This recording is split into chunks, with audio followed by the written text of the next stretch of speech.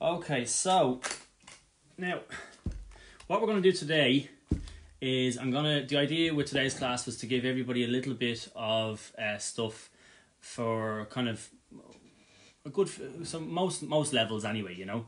The idea being I'm going to start off with a little bit of beginner stuff and just that kind of crack, talk a little bit about grips and the reason why I use the grip I use. And then I'm going to move on to do some stuff that's a little bit more intermediate and push on then. I'm going to touch a little bit on single-ended triplets as well, and an awful lot of people come to me looking for single-ended triplets and how to start off with that. So I'm going to give you the start of that too. I'll show you how that all works, okay? So, we must. So the first thing I'll just show you first of all is just with the grips of the stick. There's loads of different ways of holding the stick, okay? A lot of people start off when they're playing with this kind of grip. I did it for years myself. One thing you have to be really, really careful of when you're playing Baron is that you do not bend your wrist. If you bend your wrist, it's going to be really, really bad for you later on, okay? A lot of people play with a bent wrist this way. I actually did it myself, and the reason why I'm saying don't do it is because later on you'll have issues within your arm, okay? So RSI and all that crack, you know, carpal tunnel and all that stuff. So just be careful that you don't do that, okay? So the way to do that, first of all, just going to help you eliminate that if you are doing it. If you're holding the stick this way, what a lot of people do is they're holding it, I'll show you from this side, they're holding it actually on the web of their hand. You're right in there. And that's what's forcing them to bend their wrist, because when they go to turn the stick towards themselves to where you should be, you're this way, your wrist is bent. So it's going to be really, really bad. So basically why this is bad is because you have the weight of your hand and the weight of the stick grinding on your actual wrist, if that makes sense. So what you need to be really careful at. So the way to change this and fix this is, instead of having the stick there, okay, get the stick straight in your wrist and put it onto the first bend of your index finger. This is the way I do it. Now a lot of other people find their own way works for them, and that's totally cool. I have a few of my own students jump in there. Hey Mags, a few of my own students there now myself, and they all play with different grips themselves. That has worked for them. But I would have started them off on these grips. So what I do is the stick rests on the first bend of your index finger, and then thumb just sits on top. Now what I do then is instead of having all three fingers underneath the stick like this, I'll keep the middle finger in and drop these two out. Okay? So for any of the young lads watching or young girls watching, the way I explain this is like Spider-Man spinning a web, right? So he keeps his fingers in and he goes like that, okay? So the web flies out. So what we're doing is instead of having two fingers that way, we're having just one. So this is the shape, okay? Stick just goes there, and then thumb just holds it down. The grip is actually only there, okay? So when you're playing, especially when it comes to doing single-ended stuff later on, try your best to be loose within your hands, because if you're tight within your hands, you're going to have problems here and here, okay? Just learn how to be nice and loose. Just figure that out as you go, okay? That'll get a little bit better as you go, okay? Now, so what we're going to do is the first thing, really, really quick, I'm going to show you is just really, really basic fours. Just the first 5 or 10 minutes or so of the class. Just going to give some stuff for beginners, okay? So the idea being your strokes. What I do when I'm playing is I try my best not to be too wide. Excuse me. This works totally fine for other people and they're nice and wide. Just for me, I prefer to be this way. I find that the stick glides off the drum an awful lot easier. So what we're going to do is just playing very, very basic, just 1 out of 4, emphasizing the 1 out of 4, okay? So what you're doing is you're going to go like this. 1, 2, 3, 4, 1, 2, 3, 4, 1, 2, 3, 4. Just like that. Really, really simple. Now, what I tend to do is I don't use too much of my arm. This is what an awful lot of people do at the start. Another kind of a thing that they do wrong at the start is they'll use all of their arm, right? They'll play like this. You don't want to do that. You want to try and get yourself out of that habit and just use your wrist, okay? Now, what I do when I want to emphasize a beat, emphasize obviously mean just kind of hitting it a little bit harder, making it stand out. What I do is I'll use a little bit of my arm for the beat that I want to make stand out. So I'll go 1, 2, 3, 4, 1, 2, 3, 4, 2, 3, just that way. Okay, really, really simple. And that gives you that extra little bit of power, okay? And then you can bring it up in speed. Now you can see that, like, I'm not doing too much, there's not much wrist movement actually happening see I can actually nearly play without using my wrist at all, see?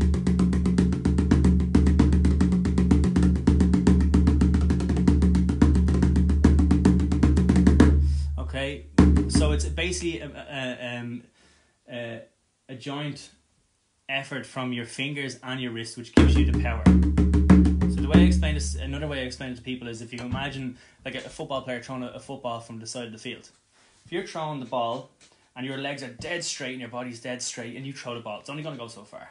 But if you bend your knees and throw it, it's going to go twice the distance. So you're bringing the power up from the bottom. So it's kind of similar to that kind of an idea when you're trying to get an emphasized beat. You've got power from the arm, power from the wrist, and power from the fingers as well. So all three of those makes it much easier.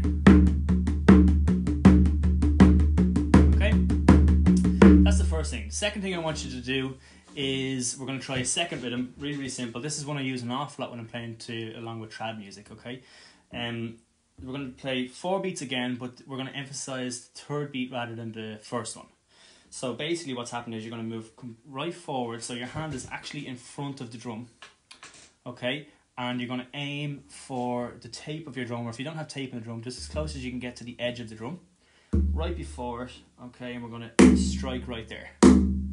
Okay, so I'm a lefty, right? So for me, 12 is here, 6 is here, 9 is here, and 3 is here. Okay, so I am aiming at about 10 o'clock or 11 o'clock, somewhere that general direction, okay? So it's going like this, right? 1, 2 is in the center, that's easy. And you're going to move forward, strike 3 there, and hit that nice and hard, come back for 4 in the center. Okay, now I know a lot of other people, a lot of my other friends and stuff that play barons professionally, they'll play the opposite way. They'll go 1, 2, 3, 4. Sorry, 1, 2, 3, 4, 1, 2, 3. They'll do it that way. It's whatever works for you. I find going outside works for me, okay? So like this. 1, 2, move forward, 3, and 4. 1, 2, 3, 4, 1, 2, 3, 4, 1, 2, 3, 4. And the reason I'm doing that is because I'm not using this hand. I'm looking for the natural tones that are in the drum. So basically, if you hit the center of your drum, you'll actually hear it there yourselves if you do it yourselves. Lovely bassy sound. That's because the whole skin is vibrating. Okay? The more you move to the edge, the higher the pitch will be. Okay? So we're using that extra kind of sound as a natural emphasis, a natural second voicing to make that beat jump out. So it means you don't have to actually use as much power to hit the drum to make the third beat jump out. You can just hit it out there and it already sounds different. So naturally it's going to stand out, you know? So 1, 2. Does that make sense? 2, 3, 4. 1, 2, 3, 4. So again, no hand in the back. This is just natural.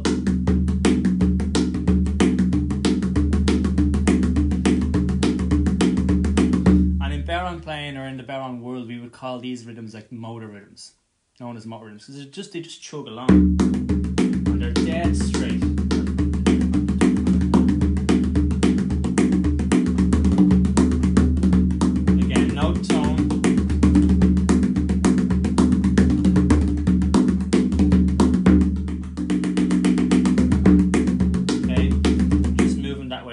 So a little exercise that I could give you really quick would be to do 8 times round of the first rhythm and then 8 times round of the second rhythm.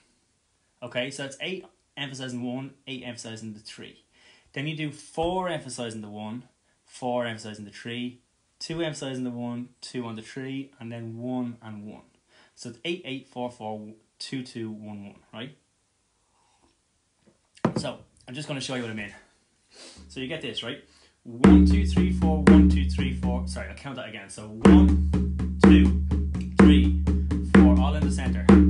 6, 7, change. 1, 2, good see you, Kyle. 3, 4, 5, 6, 7, change. Back to 1, 1 on the 4s now. 2, 3, 4, and 1, 2, 3, 4, and 1, 2, 1, 2, 1, 1. And I finish on the 1 of the last of the next bar to finish, okay? So you get this a little bit faster without me talking.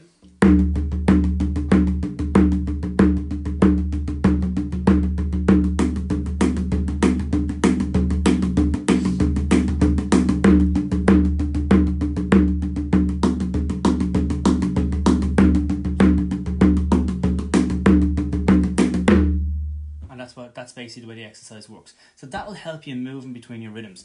Now I'm going to play a little bit of music here really, really quick and just show you how they work along with trad. I'm just going to keep it really, really simple. I'm not going to play out in too mad. I'm just going to try to stick on those two rhythms as much as I can. So what I'm going to do is for the A part of the tune, I'm going to stick on just the ones, just emphasizing the ones. In the drumming world, I suppose in like in the drum kit world, they would call this 4 to the floor. It's known as 4 to the floor. They would count it differently though as well. They would go 1 and 2 and 3 and 4 and 1 and 2 and 3 and 4. I just count it slightly differently. That's just the way I do it, right? For the B part of the tune, we're going to go out to the front. Lee Bowen, go on, Tala. Whoa!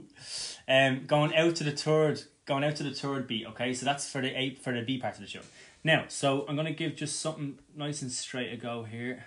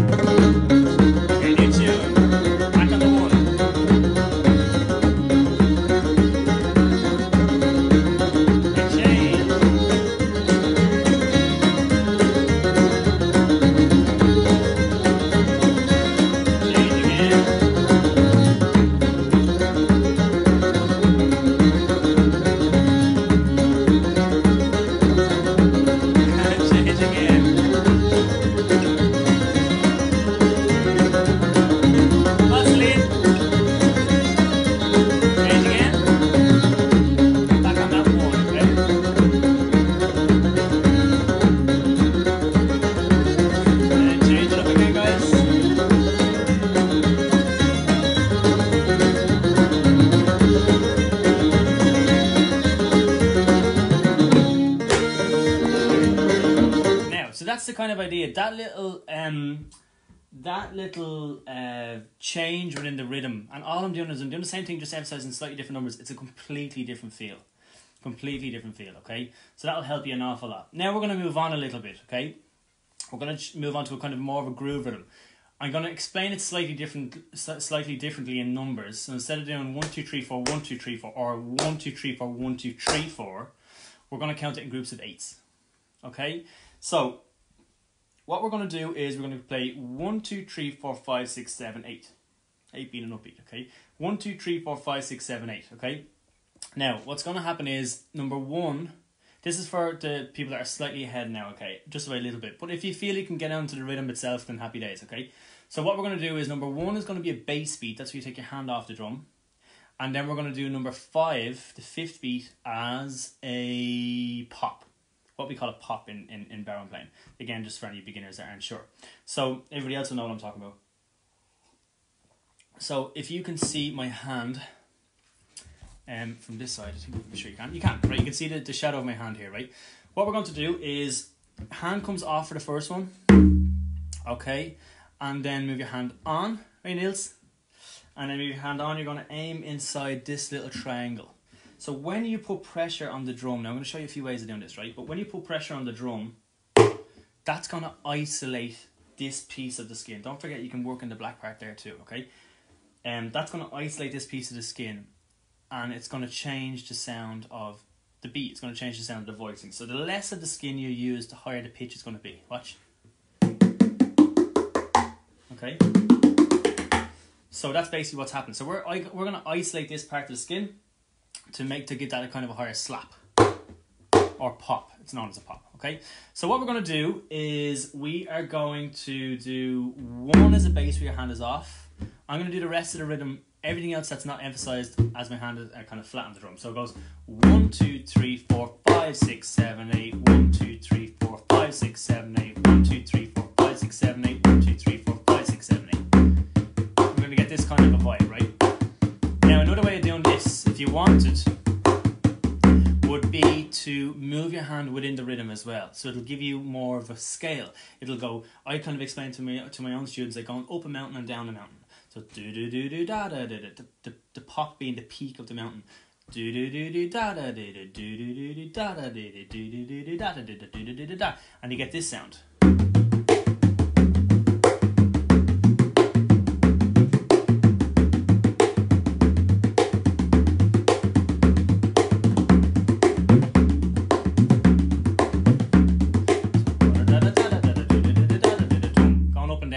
Okay, so imagine that kind of a sound when you're trying to practice this at home.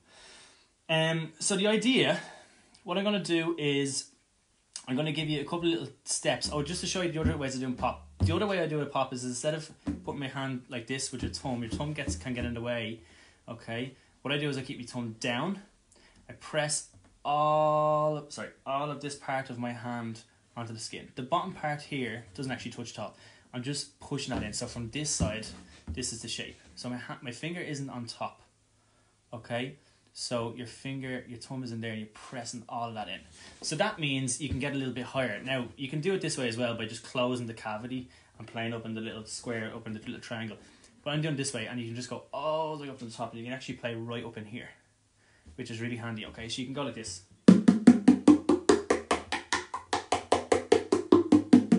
Okay, so you can get really, really high pops by doing that. You could start off with this one. Okay, this is the first one. And then you could change it to my one. Same sound, but if I move to the pop zone up higher, I mean, you get a way kind of a crisper kind of a pop.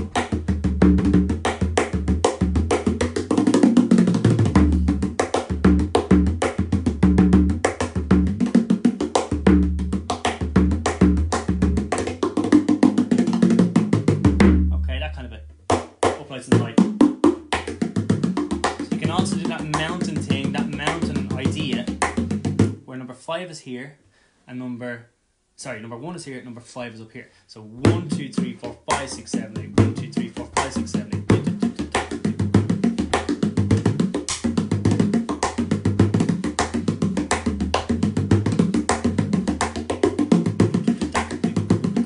8. Okay, so you could practice that.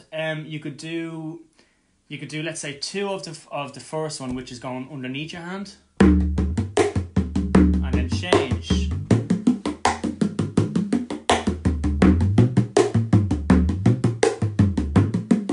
So if I had a little bit more time, I'd explain that a little bit more in depth with you.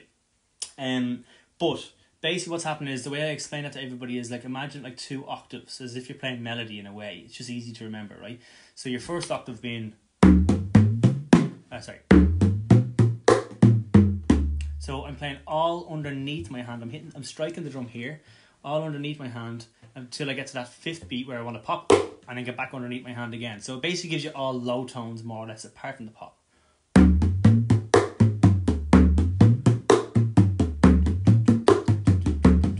Okay, that kind of an idea. And then your second octave being above your hand. Okay. Now, where people fall down with this is, another little tip, right? Where people fall down this is they play, when they play above their hand for the second octave, they play above and below. They're actually getting two different tones because you're hitting above your hand and below your hand. So when you're playing above your hand, the best way to do it is go out and in rather than down and up. Down and up is okay for below your hand. But when you go up into this small little space, you've got to play out and in to make sure that you land all those beats up above your hand. Now, this is going to sound absolutely ridiculous to you, right? And whenever I show the kids this in the school, they all go mental laughing, right? It's gas. But basically, you can train yourself to play in really, really small little areas by hitting smaller targets, okay? By practicing on smaller targets. So, I grab my phone, right? And I do this in the class, and I don't, because the screen is on that side, but I don't show them that, right? It's just a black case, right? So I'll do this and I'll start whacking the phone. And then they start going mad. They're like, you're going to break our phone, you're going to break our phone. I'm like, I'm not. So basically all it is just the case, right? But playing on that small little space and trying to land all of the beats in a small area is good. Now obviously you don't have to use your phone, because you could actually break your phone if you're using a kind of a stick, right? Here's a plug, right? Use on the back of a plug. You know what I mean? Just smaller targets.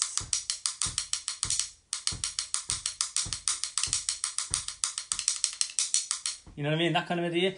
It helps you when you get up into the really, really small spaces above your hand. It just means after a while, by practicing on small targets, you'll never miss. You'll find it hard to miss, actually, which is great. So it's just like a, how do I say, like a kind of a coordination thing, you know? Just like a kind of an accuracy thing, trying to aim inside those little areas. You will hit little clicks every so often. You just heard me doing it there. But sorry, you'll do it by accident. You'll do it by accident every so often. Don't worry about that. After a while, you'll figure out ways of putting that in and making it sound cool. So that's grand. You can pretend like you were trying to do it. Right, okay. So next thing we're going to do now, we're going to add on to that. So we're going to use the idea of doing the 8 beats and emphasising 1 as a bass, emphasising number 5 as a pop, and then we're going to do 6 of those. Now, the fill that we're going to do is quite a difficult thing. So before I show you the fill, I'm going to show you how to do the triplets. Mossy, if you're still watching the I can see you messer. This is actually what I wanted to show you a while ago. So what we're going to do is really, really simple. There's loads of different ways of doing single-ended triplets, guys. A million different ways of doing them. And single-ended ornamentation at all different types of ornaments. 5-stroke rolls, 9-stroke rolls, 7-stroke rolls. You'll be here forever, right? But the reason why we need to do them in different ways is because wherever you are within the bar, wherever you are within the music, you're going to have to attack it from a different way depending on what sticking you're actually playing at the time. Okay, so this is why whenever I'm teaching my own students, I'm always trying to show them all the different ways of going about single-ended triplets that I can think of. So then I get them proficient in that, and then they can then use them, they can become fluent. Basically what we're aiming for, and anytime we're trying to play music is like learning a language. You're trying to become fluent. Trying to learn all of the language, all of the different kinds of sentences, and how you mix sentences around, mix words together to make different sentences, to be able to speak the language. You have to speak what you have in your head. That's exactly the way it is with music. So when you think of anybody that's learning melody, they're learning all the different types of roles they can do along with the tune. Then when they go in to play the tune, they're totally fluent in what they want to do, and they can say it any way they want. They can say the tune any way they want. They can just put the roles in different areas, and that's where when you get to that point and you can play all the different kinds of roles, and it will take a while. It depends on how much you can practice. The more of these roles you can learn, the more crack you can have with other people in a session or like a jam session or wherever you might be. That's where musical communication starts to come into it. That's where when you get up to such a level that you can do all these different roles wherever you want. You're more or less fluent. You can then start doing them, and then other melody players start throwing them back at you, and that's where the crack starts. Especially with baron playing, when it comes into playing in a session, it's great because baron players, the way we should really be doing it is linking in with the other backers, as best we can. Other backers being piano players, harpists, and guitar players, bouzouki players, all those types of instrumentalists. So when you link in with those and you have all this fluency within your playing and all the different types of rhythms that you can do and approaching them from all different ways, you can then have the crack and then you can start bouncing off each other and make the music, jump the music up a little bit. Because as well as within trad music, as well as the melody needing to be tight and needing to be together and in time and all that, if the backing is actually the same, you have this bass line of really, really cool kind of rhythm and this bass line of really just a good strength, and so everybody's together, you'll actually feel the energy of the session completely rise. Even if there's only two backers, if they're together, it's amazing. You know, there's lots of backers, lots of great duets when it comes to let's look at let's look at John Joe and Ed Boyd, like typical example of that. They're so tight together, and it really they're like the second half of the music. There's like the backing, and then there's like the melody, and when they're played together, they come up together. It's great. So basically what we're trying to do is just get fluency. So I'm going to stop talking about that for a second, right? So what I want to show you is this kind of a triplet. This is the one that's used mostly within barrow playing, okay, for single-ended. So it's a good one because it helps you be able to play on the beat. So your triplet go on the beat, on the one or the three, let's say. Right, so basically what we're going to do is really, really simple exercise. It's going to go 1, 2, 3, 4, down, up, tap, 3, 4. Now that down, up, tap part is your actual triplet. Da-da-da-da-da, down, up, tap, 3, 4. 1, 2, 3, 4, down, up, tap, 3, 4. 1, 2, 3, 4, down, up, tap, 3, 4. So slowly, it's just going 1, 2, 3, 4, down, up, tap. Just to show you a tap really quick if you're not sure, right? Stick is pointing at yourself. You're going to hit the drum like this, and then it should finish pointing at yourself. So if you hit it and it finishes pointing down towards your belt or your legs or lower than where my hand is now, that's a downbeat. It needs to be a tap. So we need this to be a tap for this triplet, okay?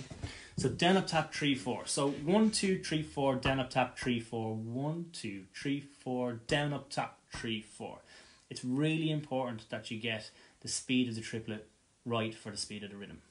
Okay, because if the speed of the triplet is too fast for the rhythm, it just doesn't sound good.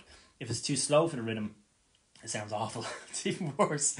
And then it'll actually what that'll do is it'll pull you back in your time. So I'm gonna play this a little bit now, really, really slow, and I want you guys to play along with me. And then I'm gonna bring it up in speed a little bit, and then we'll see if we can keep up. See how far you can go, right? Another thing I'll just say to you really quick is metronome work is really, really good. Do you know what? Let's go mad. We'll use the metronome, right?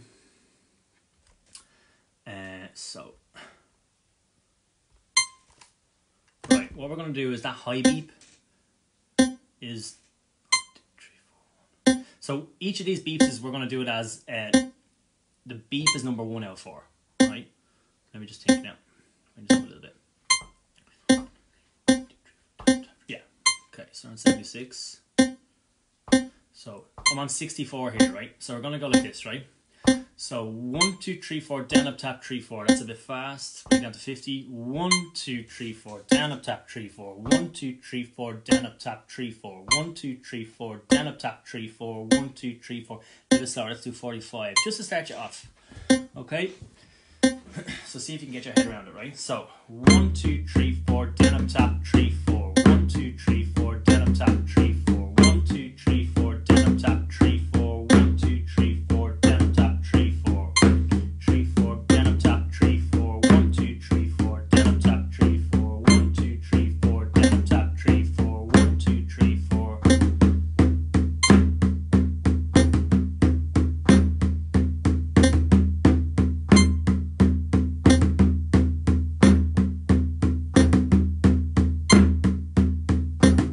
Okay, that's at 45. Let's go up to 49. A little bit faster. It's only that you won't really notice it too much, right?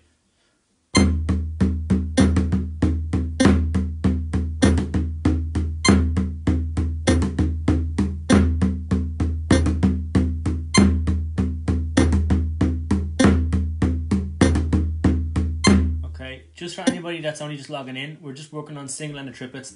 The exercise is 1, 2, 3, 4, down, up, tap, 3, 4. We're trying it on 49 BPM at the moment, okay? Each beep is number 1 out of 4. So, 1, 2, 1, 2, 3, 4, down, up, tap, 3, 4. 1, 2, 3, 4, down, up, tap, 3, 4.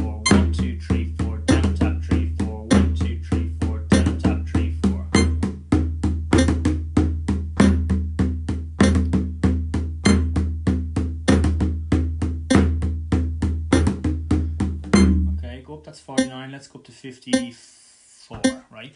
1, 2, 3, 4, down up top, 3, 4, 1, 2, 3, 4, down up top, 3, 4, 1, 2, 3, 4, down up top, 3, 4. When you're doing your triplet, guys, just try let it, how do I say, make every beat in the triplet be nice and loud, you know, they should all be as loud as each other, if you can get that. Don't have one kind of beat kind of more dominant if you can. Now I'm emphasizing purposely so you can hear it on the beat. But what you're striving for really is to have the whole triplet to be even across in sound. Okay? 4.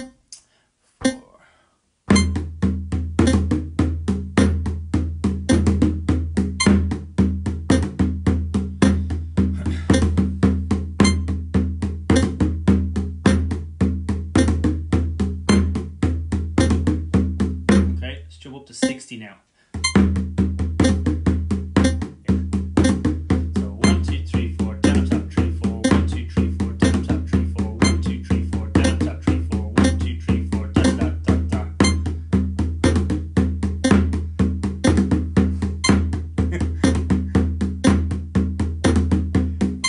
Good. Getting slaggins here from Colin. So 1, 2, 3, 4, down up top, 3, 4, 1, 2, 3, 4, da da da da da da da da da da da da da da.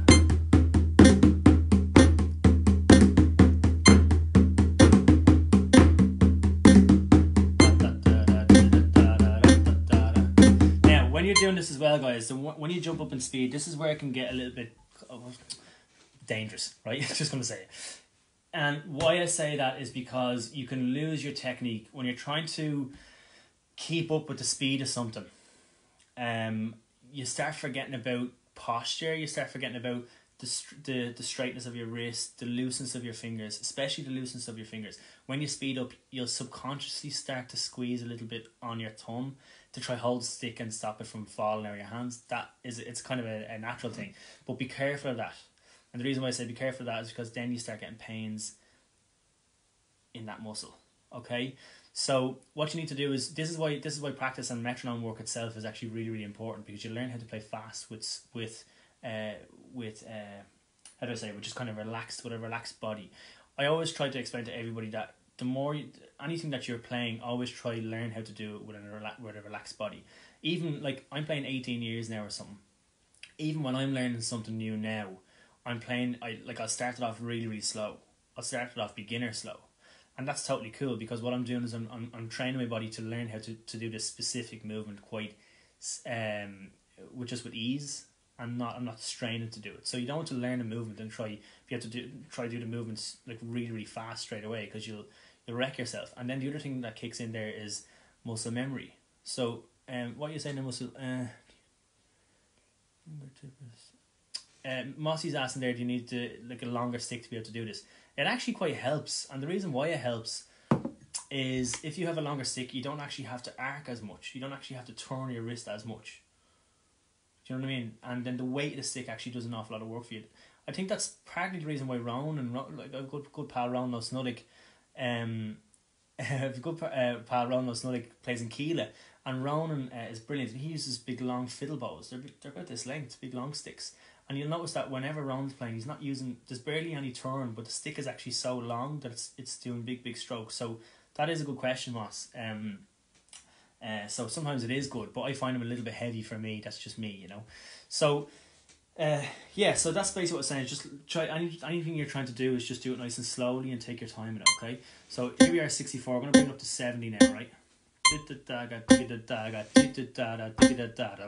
3, 4, down up top, 3, 4. 1, 2, 3, 4, down up top, 3, 4. You'll notice that my hand is really, really relaxed there, right?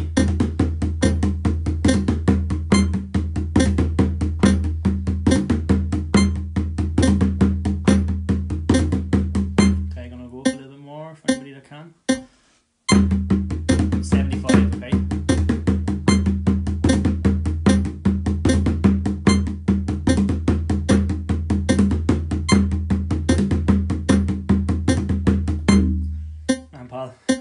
Going up to 80.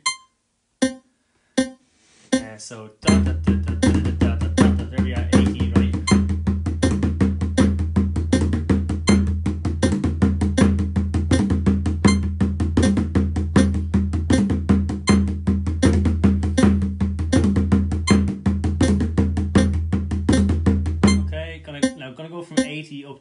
90 and just see what happens, right?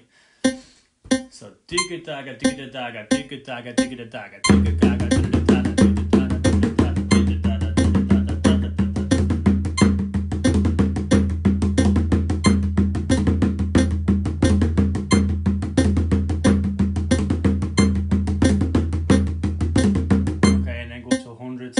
Here. Digga daga digga daga digga daga.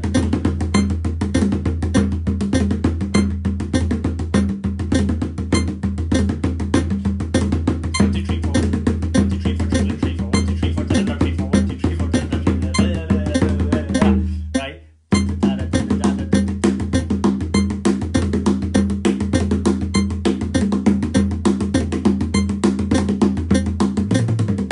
right. Now, so with that triplet, now I want to show you kind of a cool roll. So, okay, it's going to go on the end of a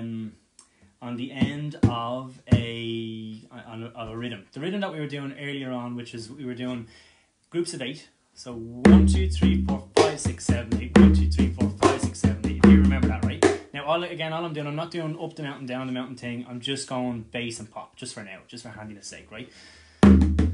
Okay, so what we're going to do is we're going to do 6 of these. 5, 6, and then we're going to do the fill. So the fill is what I want to show you now. So the fill is spaced out over 2 bars, over 2 groups of 8, okay? So what we're going to do is we're going to use that triplet that I just showed you now, but in slightly different places within the line. So I want you to imagine the 2 groups of 8 as one big line of 16. Right? We're not going to say 16 beats because it's a bit of a head wrecker.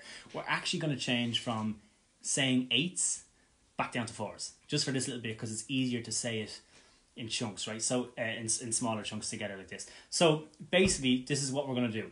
So it goes 1 2 3 4. So let's say bass 2 3 4 pop 6 7 8, bass 2 3 4 pop 6 7 8, bass 2 3 4 pop 6 7 8, bass 2 3 4 pop 6 7 8, bass 2 3 4 pop 6 7 8, 3 4 pop 6 7 8. Then the fill goes like this, right? Triplet 3 4 1 2 triplet 1 2 3 4 triplet 3 4. It's a really, really weird kind of a thing to say, right? Triplet 3 4 1 2 triplet 1 2 3 4 triplet 3 4. Digga da daga daga digga da daga daga digga da daga digga da daga daga digga da daga daga digga da daga. Right? So digga da da da da da da da da digga da da da.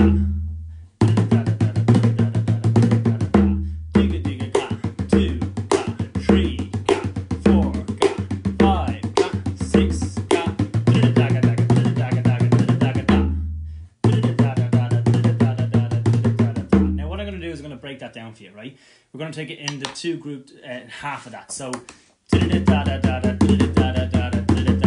break that in half. We get this, right? So triplet 3 4, triplet 3 4 1 2 triplet. That's what's going to happen in the first half. Triplet 3 4 1 2 triplet, triplet 3 4 1 2 triplet, triplet 3 4 1 2 triplet.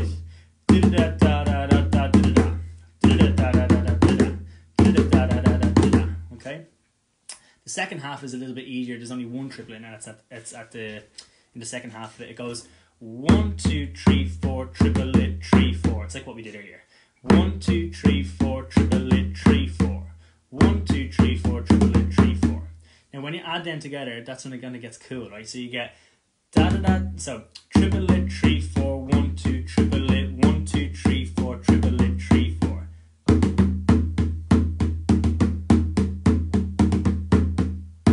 So triplet da da da da da da da da da da da.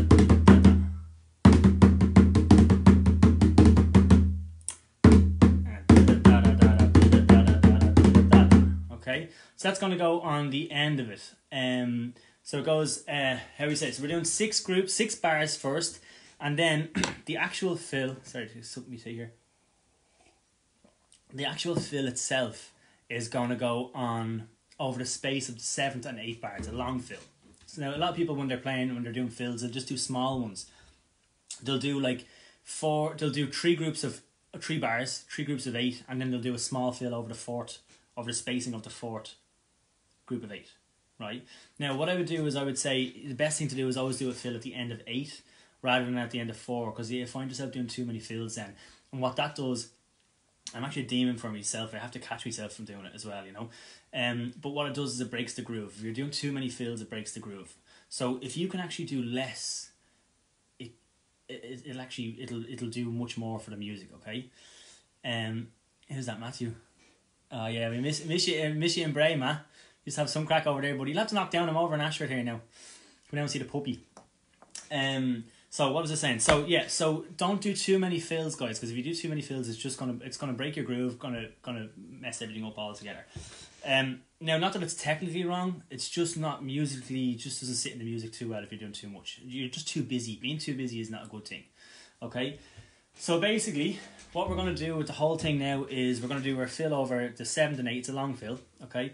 We're going to go 1, 2, 3, 4, 5, 6, 7, 8, 2, 3, 4, 5, 6, 2, 3, 4, It's hard to say that with the numbers here just for a second. So triplet, 3, 4, 1, 2, triplet, 1, 2, 3, 4, triplet, 3, 4.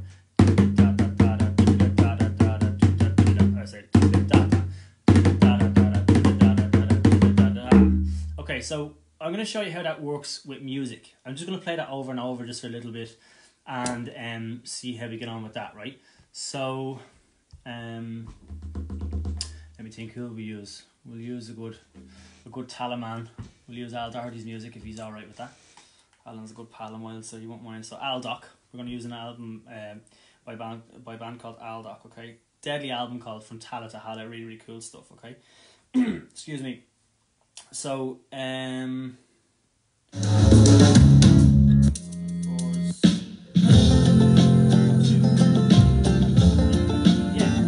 listen.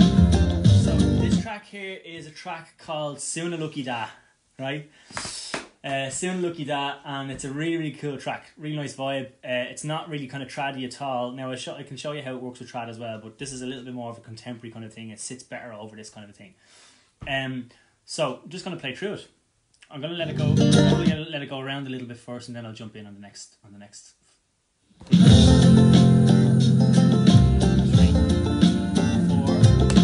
5, 7. Can you get this right? So 1, 2, 3, 4, 5, 6.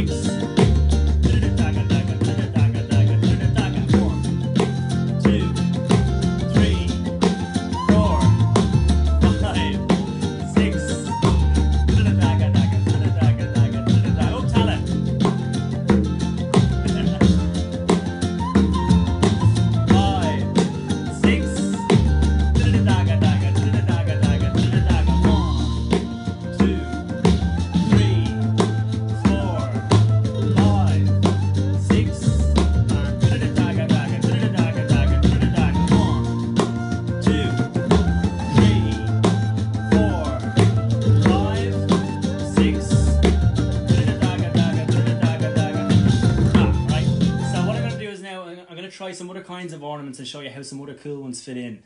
Obviously I'm not going to be able to show you all them today because we're actually nearly running out of time, but we could be here going through all the ornaments, but it's actually something you need to practice before you move on to the next one. It's really important, okay? So I'm going to show you how, with the same kind of mapping, 6 kind of bars with a little bit of ornamentation throughout those bars, and then that kind of a fill over 7 and 8, but I'll show you some different ways of doing, I'll play some different ways of doing that fill with 5-stroke rolls or offbeat triplets and stuff, that kind of crack, right? Here we go.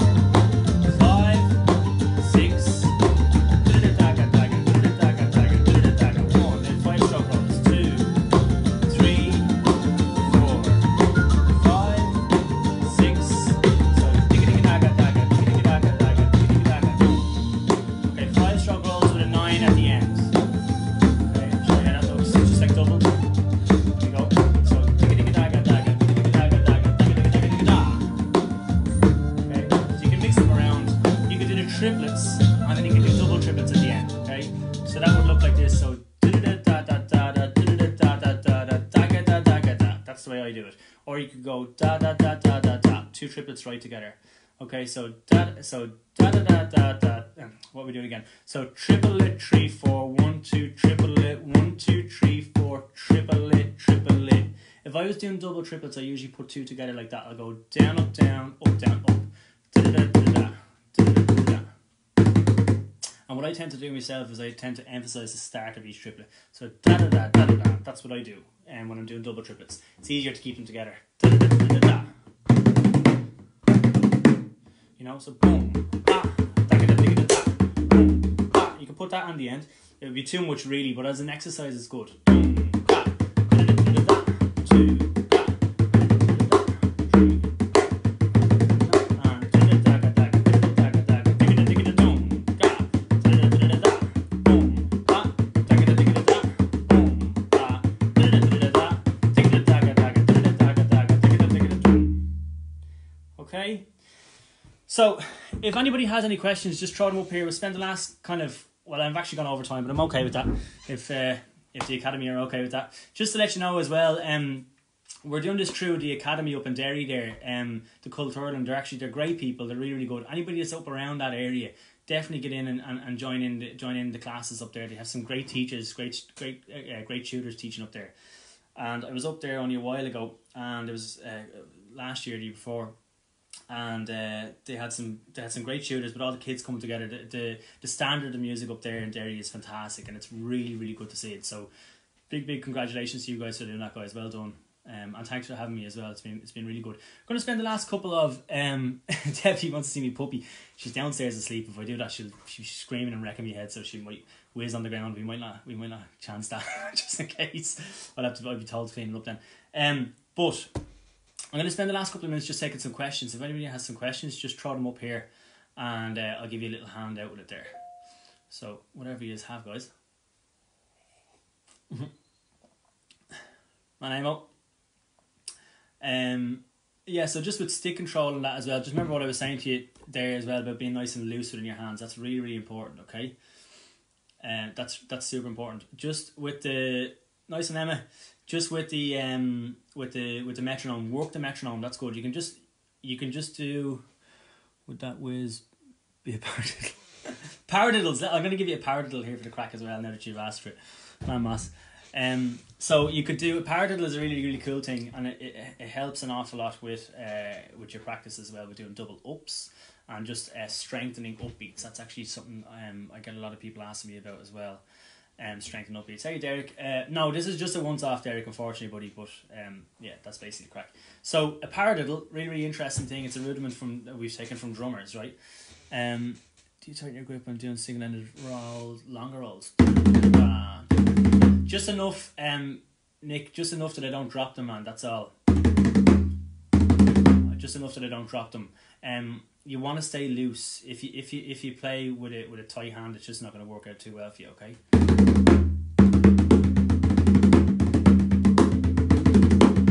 So I'm not actually squeezing, no, to answer your question, I'm not. So just with the paradiddles really quick, what we're going to do is, it's just going to go, for drummers they would go right, left, left, left, that kind of an idea, or they would go right, left, right, left, okay? You can mix it around, invert them and stuff, but the way I do them is enough to, yeah, exactly, Moss, enough to sustain the spring, yeah, exactly, just enough that it'll bounce. Basically what you're looking to do when you're doing single and triplets is let the stick do the work for you. You don't want to have to do too much work, because otherwise you're losing energy then and you can't play for as long as you want to. Okay, so paradiddles goes like this. You're going to do a double on diddle, right? So it's going to go paradiddle, paradiddle. Now what's happening here is if I was to say that in downs and ups, right? Down, up, tap, down, up, down, tap, up.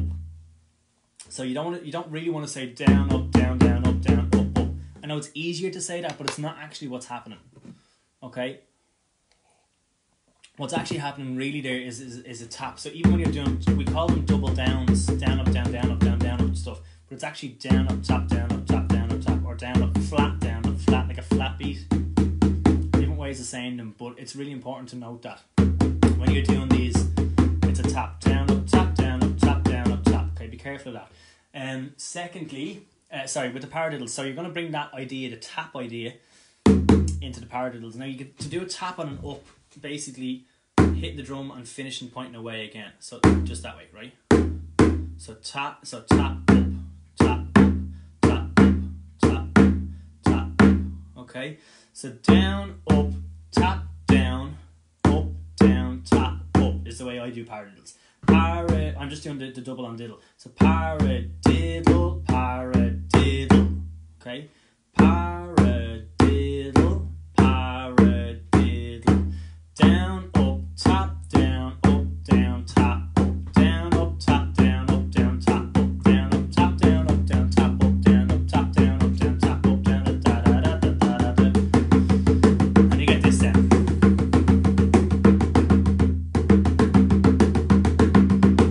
Notice that the upbeats are always going to be a little bit harder than the downbeats to do and to get these right, but it's really it's really important to get that right. Okay, so so that's basically all I really have time to show you today, guys. There was loads of yous knocking around there, and what kind of skin is on the drum, Daryl? I'm using, that is, Rob, you tell me.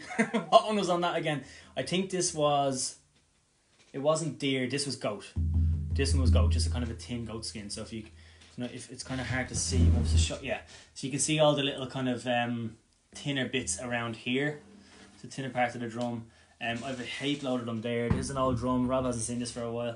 An old drum, kangaroo skin. These are great. Now you can see some of the little spots in this. They're not actually holes, but they're just thin parts of the skin. I'm always really wary of those parts of the skin that you don't pop them. So usually when I'm playing, I'll turn it that way and keep that bit at my body.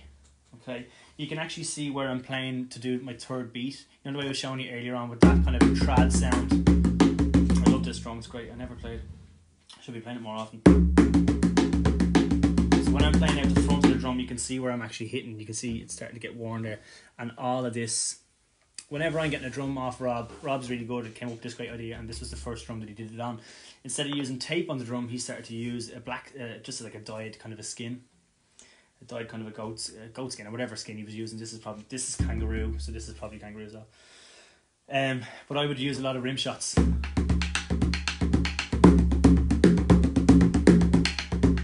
Especially in solos and stuff, so I would find myself using those. Yeah, so that's basically it. I'm not going to talk too much anyway, guys. I'm going to leave it at that now.